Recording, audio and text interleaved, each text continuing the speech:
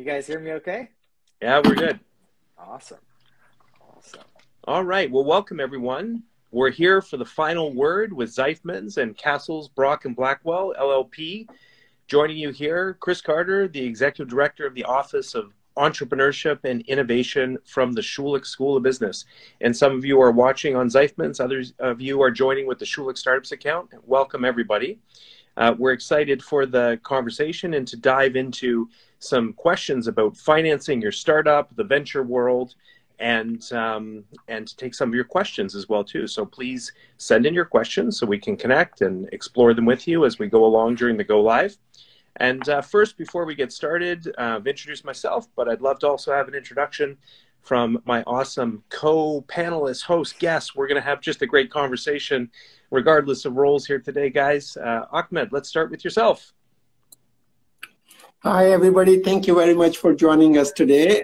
Chris, thank you very much for moderating this session. I really appreciate that. And it's an honor to join the session with Ali from Cassels as well. My name is Ahmad Aslam. I'm with Zeifmans LLP. I co-lead our Zeifmans technology and startup practice.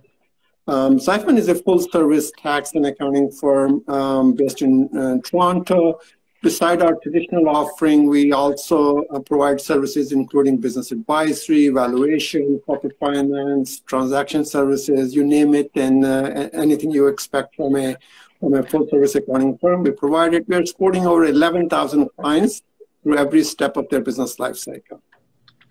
Awesome. Thank you. And Ali, like already I can see in the chat stream here, I know you have fans. They're saying Ali is the man. Like, you know, they're like saying you're looking sharp today. So let's get your intro for your fans and everyone else joining in. There you go. It's the lighting in Scotia Plaza here.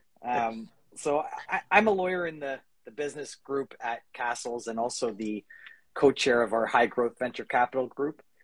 And, you know, our firm, as many know, is a full-service firm. We've got offices across the country. And in my role as co-chair of the High Growth and Venture Capital Group, it gives me exposure to a number of early-stage financings and working with companies throughout their life cycle all the way through to an exit, which you may have seen if we have some of the viewers who saw our articles that we put out. That was really the theme of the collaboration that Cassels and Zeifmans did, was to really give a bit of a summary on what companies are and founders really go through from inception all the way to the exit. Some great content there, and I definitely encourage everyone to check that out. Google it, look it up here on the accounts. We'll post it up later today, some more information. But the Final Word series had a lot of great content. We're going to do the live version of that now and get into the details.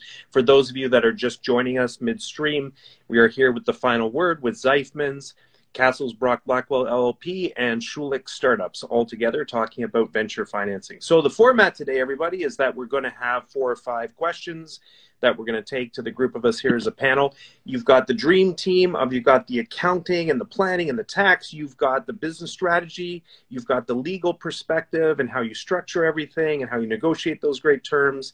Also the business strategy. And then you've got the academic entrepreneur here hanging out with you as well. So between the 3 of us, I can see the reason why the hearts are piling in, gentlemen, on the side of our Go Live account, because we've got a lot to talk about.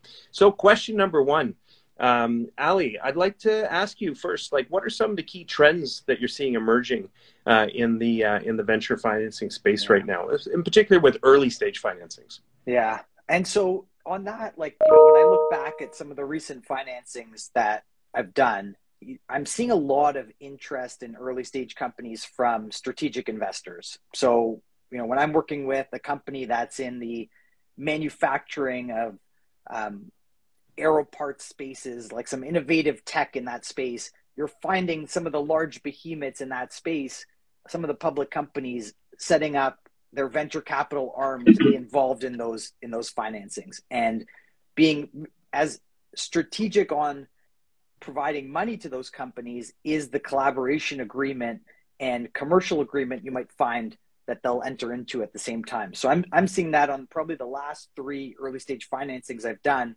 The investors, or at least one of the investors, was a strategic large company that was as interested in forming that relationship with the company for a long-term horizon. And so, you know, a bit different than your kind of angel investor or typical venture capital fund, you're seeing a lot more strategics and a lot more strategic kind of commercial arrangements be put in place in connection with early stage financings. So that's one of them. One of the other things I found throughout COVID is that I'm seeing more detailed reporting requirements being obligated by those early stage companies. So when I see financings occur, even at the seed level, as long as there's some sophisticated money going in, you're finding that these investors are looking for regular reporting. And that's something I know Ahmad can talk a lot more about, but there's, quarterly reporting, obviously the annual reporting, and then regular cap table updates, and often a general covenant by the company to provide any other updates that are material or important for an investor. So I'm seeing a bit more governance from a reporting perspective. And finally, the last thing is I'm seeing a larger uptake in legal tech and platforms that companies are using to make their lives a bit easier. So I looked at the last 5 term sheets I've seen, and there was an obligation for the company to get onto Carta, for example, or another cap table management software, so that investors can see in real time what the cap table looks like of the company. And I'm also hearing from founders, I'm curious, Chris, if you've heard as well, that a lot of founders are starting to set up their companies on Owner and Funded and different sites that make it easy for them to set up their corp and get some documents that they can pull off the shelf.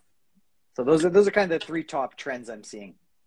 Yeah, I think those are definitely trends that I'm seeing as well too out there, and I think that it's a good point that people need to kind of pre-prepare themselves for some of the platforms that they're going to ask to become part of more and more. I guess the other trend that I'm seeing is just within the local ecosystem, or the Canadian ecosystem, we'll say, the real network of investor consortium that's coming together, and deals are being put together at speed with cross communication between angels and seed stage funds and strategic corporates, all coming together pretty quickly. So when that network effect starts to go, I really am seeing deals speed up in terms of how fast they're getting done at this point. So having all being organized and being ready, and not being back on your heels, being asked for things that you're not prepared for or don't have, at the speed of which things are going is definitely a key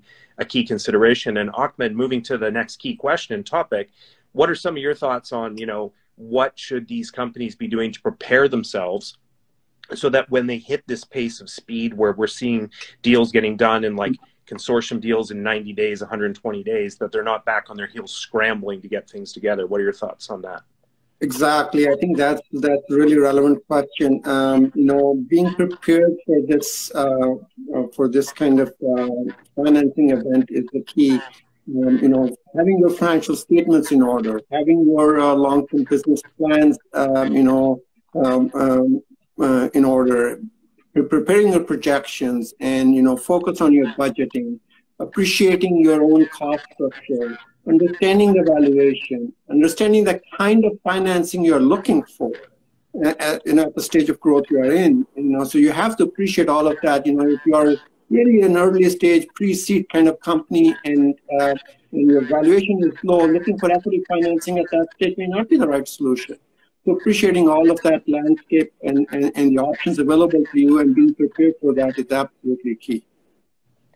Aly, what are your thoughts? Yeah, I'll jump in on that. So one of the things I find with a lot of early stage companies is that they'll start to look for a lawyer or talk to a lawyer when they're starting to approach that financing. And often I think that's a bit too late when you're starting to receive term sheets and you haven't spoken to good counsel.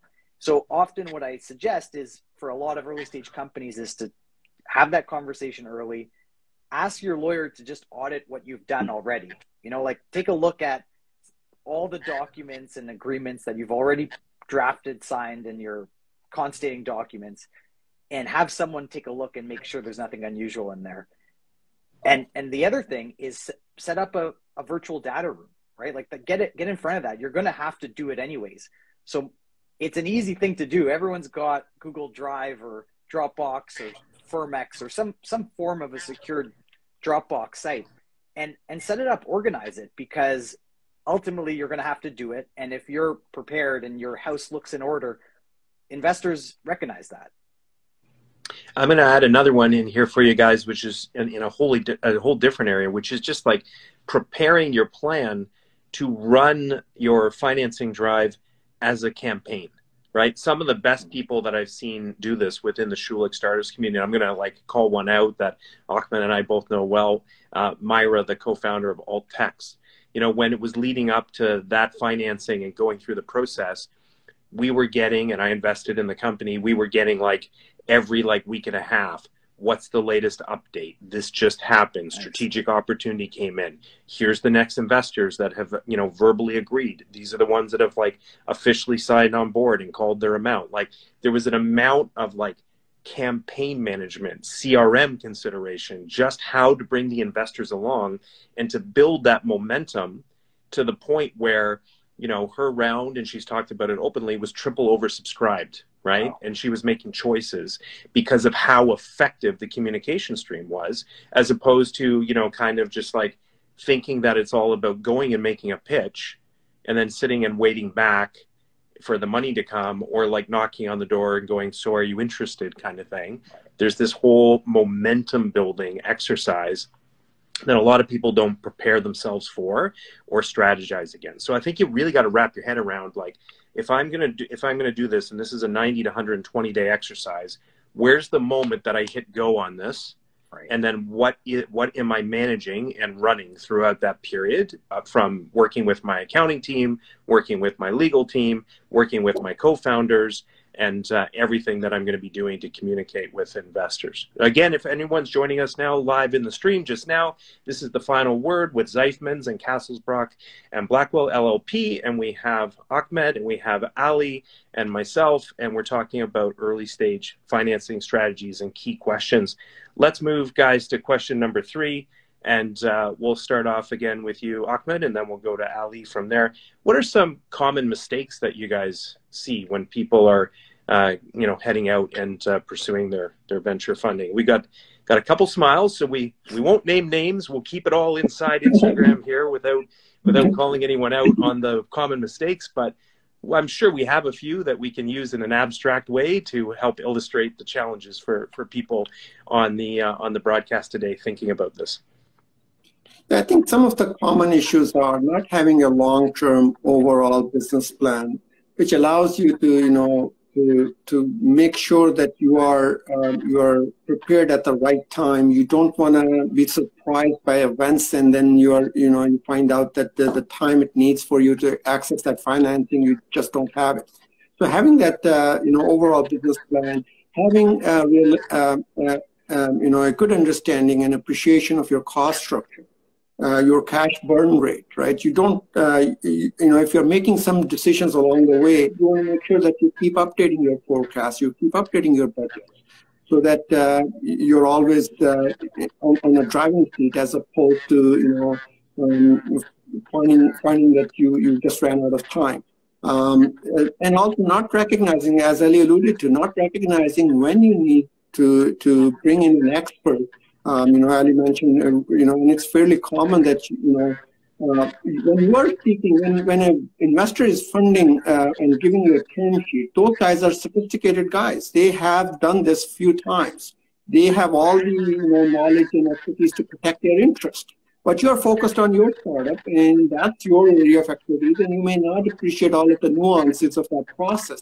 So having that contact with an expert legal advisor is the key, so that you are prepared yourself, and you are able to digest what's important for you and what you want to make sure is reflected in that understanding you're going to reach with your investor.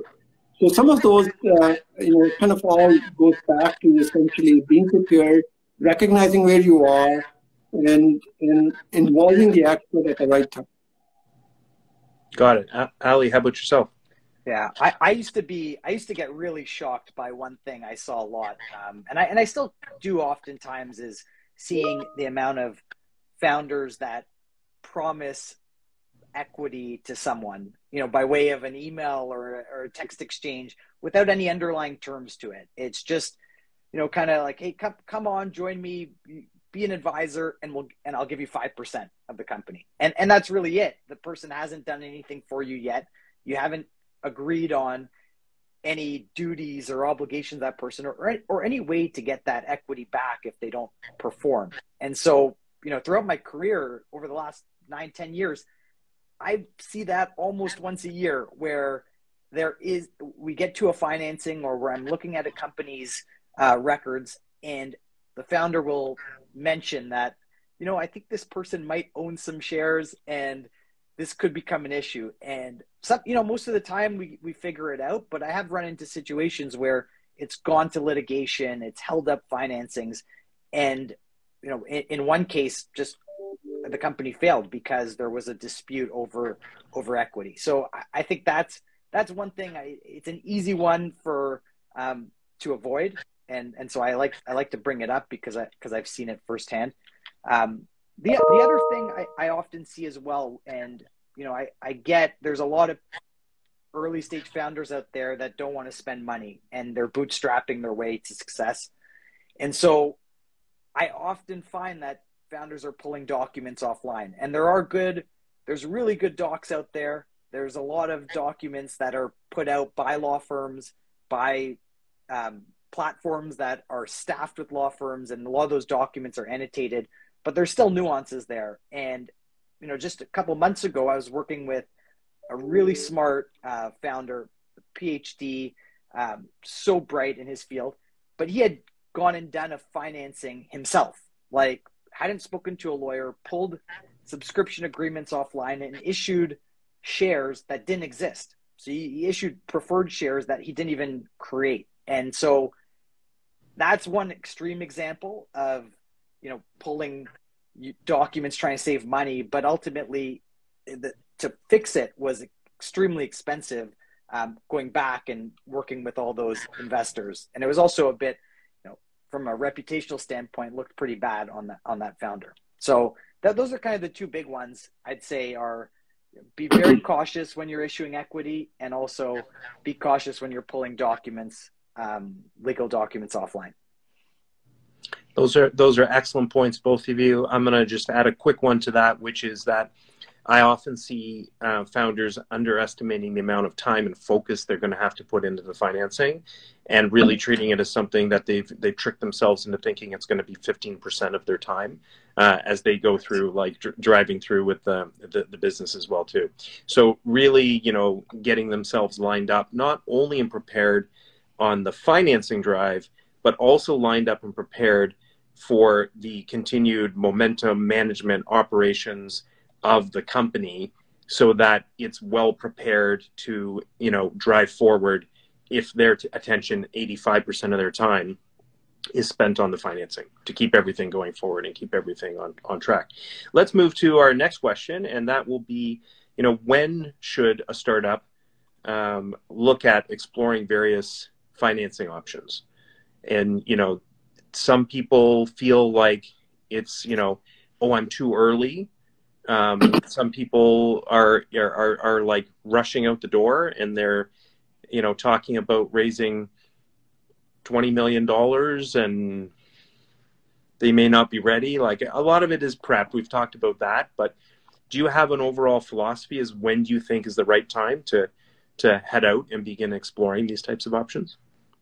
So Chris, my general response is, well, before you need it. So, because, the process does take some time, as you alluded to. So sometimes it takes a few months. So being to start exploring the option doesn't mean that you're actually raising the funds at this point in time. But that allows you to be prepared. And also match it to the stage of growth you are in. If you have no cash flow, and maybe the traditional debt financing may not be a solution, because the traditional investors who are lending you money are looking for some kind of collateral, some kind of cash flows in the business.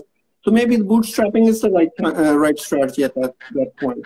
or maybe you can look at the equity financing, but you are not really, the valuation is not really there, and you will be eventually giving up a much bigger pie of your company to the future investors, and there's not much left to do a Series A or Series B if at the very, very early stage you gave up too much of equity.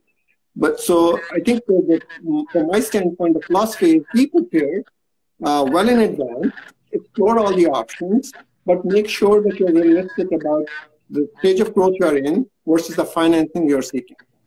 Right. And the thing I guess I'll add to that is, it is very difficult at an early stage to value your company. And we did get a question on that, which you guys can also address, but there are options on ways to bridge value, right? Like you don't necessarily need to do a fundraise and have a value pegged on your company. So in our series of articles, as a bit of a plug, I think it was the second article, we discussed convertible debt financings and safe agreements. And that's one really easy way, and it's cheap from a legal perspective, and it's cheap from a diligence perspective, that you're able to issue these instruments that don't necessarily value your company on day one, but will convert into equity when you actually get to a larger round. And that might be your Series A round, where those convertible notes or the safe agreement is going to convert into equity at a predetermined calculation. Right. And basically, Ali, you're making like a fair agreement with the investors, driven by the lead investor in the group, that there's an amount of, projection on the first marker in the valuation path that they're willing to buy in at, knowing that, there's things to be achieved, which is amazing compared to if we rewind to a time before that became like an accepted standard and approach. Companies were being stared at by investors years back and saying well, what's it worth? You haven't built anything yet. What's it worth? It's just a team, right?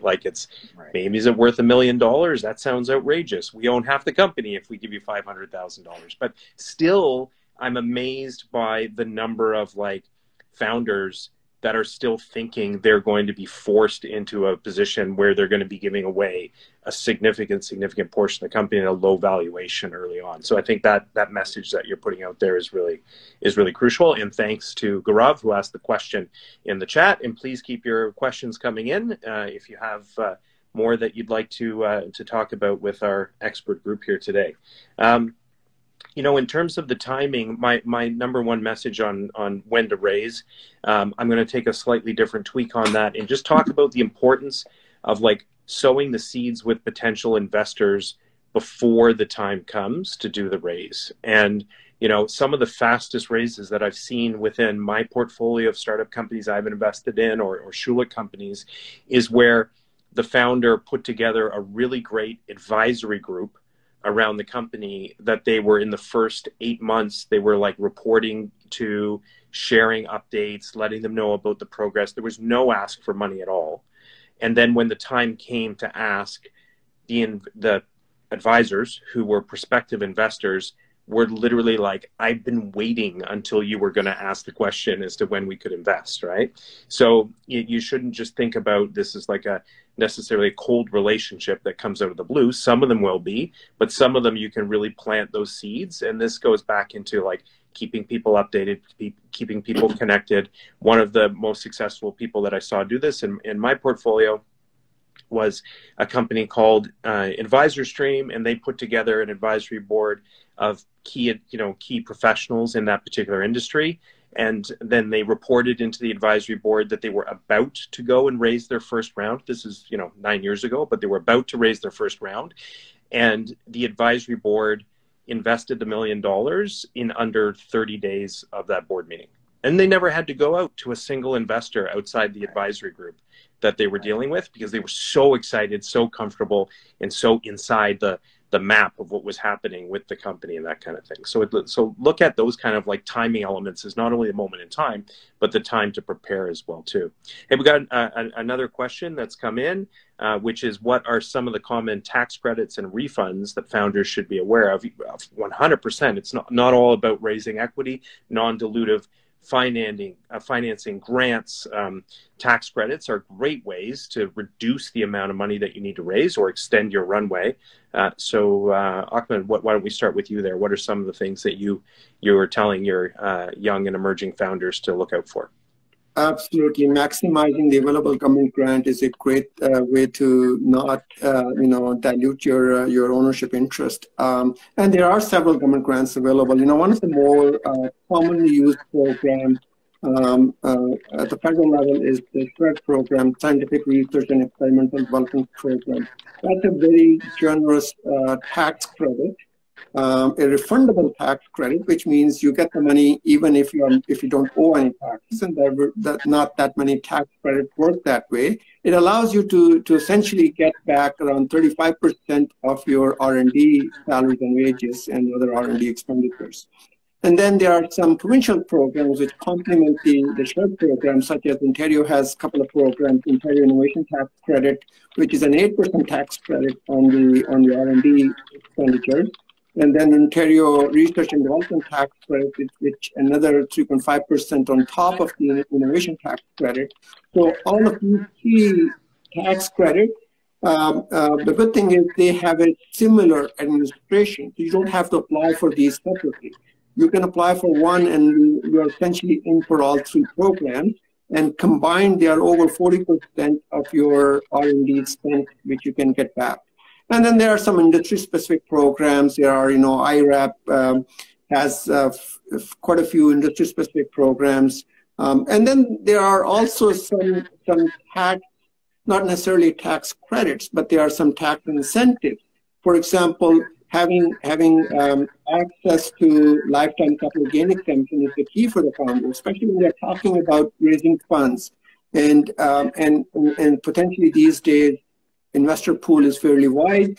If you're raising funds from for example, US, and it has an impact on your ownership and may not be considered a Canadian control at some point in time, preserving your access to lifetime capital gain exemption in that case is the key. For people who may not know all of the details of this program, it gives a shareholder over $800,000 worth of capital gain tax-free. So you can essentially realize a capital gain of $800,000 and pay no tax on it.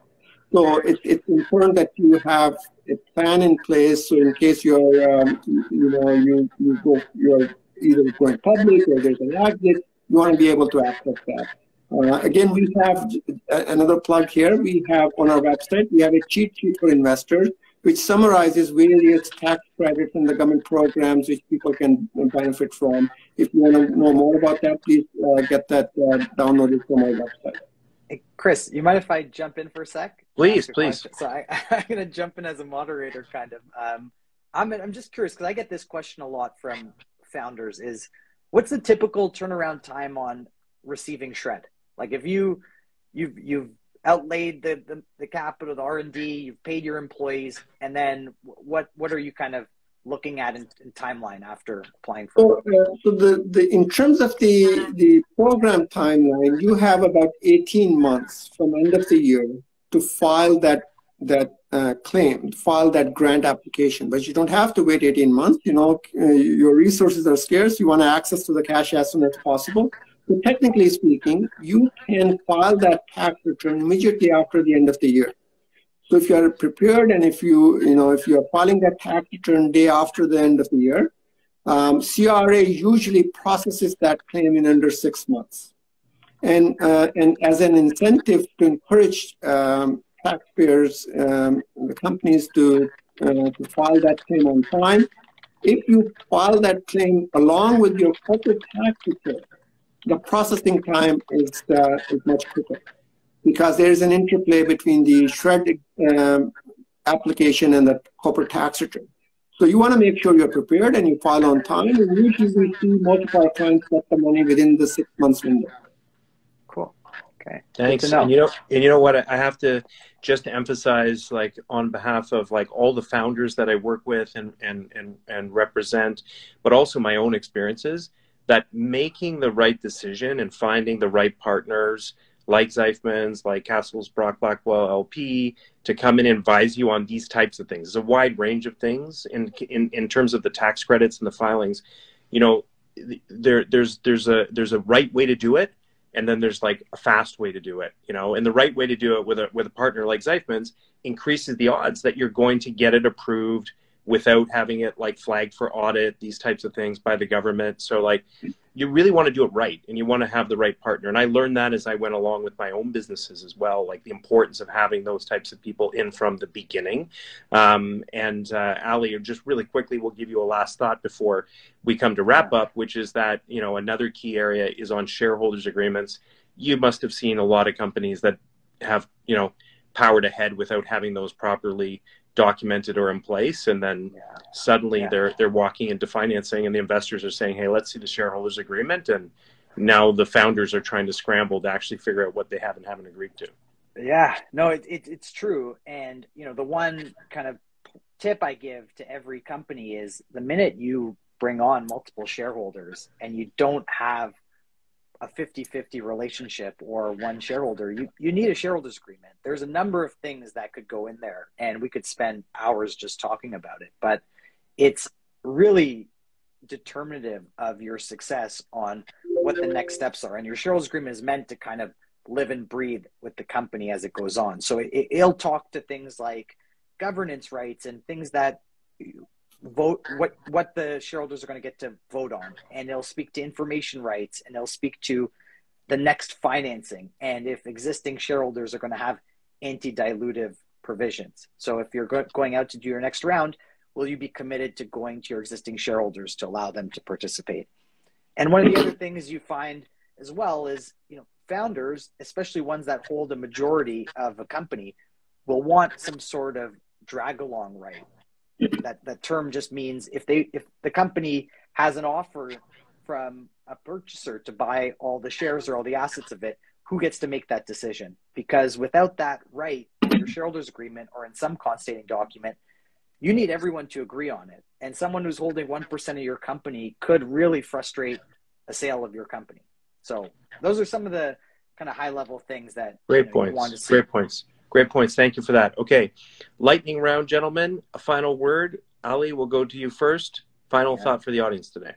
Yeah. Look, I think Chris brought up a really good point. Like you want a good team. Like for your company to get from the start to the finish line, whatever that finish line is for you, it takes a lot of people and a lot of help, whether it's, you know, obviously your employees and your advisory board and the other investors that you're bringing on, but your service providers are super important. There are a lot of good ones out there. So I just encourage you to kind of get in front of it. Like Chris was saying, like really, you know, think about fundraising even before you need to do it. And think about setting up your team of service providers, whether it's your accountants, your lawyers, and get ahead of it, because it'll set you up for success. Thank you. Ahmad, your final thought. Yeah, I think I just want to reiterate that being prepared and having those channels of communication open, be it the service provider, be it the potential investor, well ahead of the actual event, is really important, because once those relationships are established, you have certain amount of work is already done, and you have those resources available to you who can help guide you through some of these technical processes and negotiations. It's never too early to get involved with the right advisor and establish that relationship. And at the end of it, I want to really appreciate the opportunity, Chris and Ali, to share these thoughts with you, and to everybody who attended. It was really nice joining you for this session. Closing thought from myself: the Olympics are on right now. When that gold medal race is won, it's all the training, it's the preparation, it's the nutrition, it's the coaches, it's the team, it's the long hour, it's being ready to run the race. So think of your financing as that race, and what are you doing to prepare yourself so when you get there, you're not tripping over yourself along the path? that is the key to pulling it off. And with all the people that I've seen raise their funds in those 90 to 120-day runs, they've been super well prepared with the right people behind them. People like Zeifmans, people like Blackwell, Cassels, Blackwell, LLP, and people like Aly, people like Ahmad, get great advisors and great professional firms on board.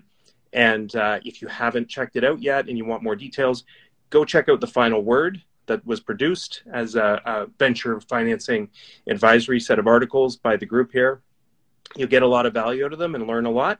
And if anyone has follow-up questions, I'm sure we'd all be happy to take them to our accounts afterwards as well and connect with you. Follow us here if you haven't already to the various accounts. And we'll look forward to connecting again in the future. Thanks, guys.